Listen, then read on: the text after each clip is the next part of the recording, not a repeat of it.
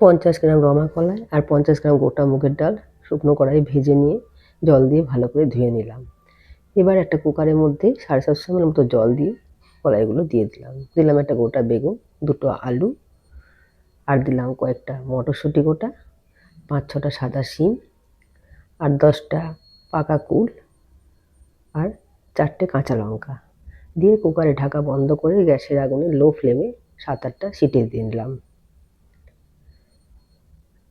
খুবই ভালো সেদ্ধ হয়ে গেছে। এবার একটা বোলের মধ্যে পরিমাণ মতো নিয়ে নেব। যদি আমার ভিডিও আপনাদের ভালো লাগে চ্যানেলটিকে সাবস্ক্রাইব করার অনুরোধ রইল। এর মধ্যে দেব 2টো কাঁচা লঙ্কা, একটু গন্ধরাজ লেবুর রস, আর দেব পরিমাণ মতো নুন, আর 1 চামচ সর্ষের তেল দিয়ে ভালো করে মেখে নেব। কোনো মশলা ছাড়াই। এটা এতটাই খেতে ভালো হয় যে সারা বছর এটার জন্য অপেক্ষা করে থাকি। এটাকে বেশিরভাগ লোকেরাই ভাতের সঙ্গে খায়, কিন্তু আমি এটাকে মুড়ির সাথে খেতে বেশি পছন্দ করি। মুড়ির মধ্যে 2টো কাঁচা লঙ্কা নিলাম, সামান্য একটু সর্ষের তেল, আর পরিমাণ মতো গোটা সেদ্ধ। খুবই স্বাস্থ্যকর খাবার, আর শীতের দিনে এটা খেতে খুবই ভালো লাগে।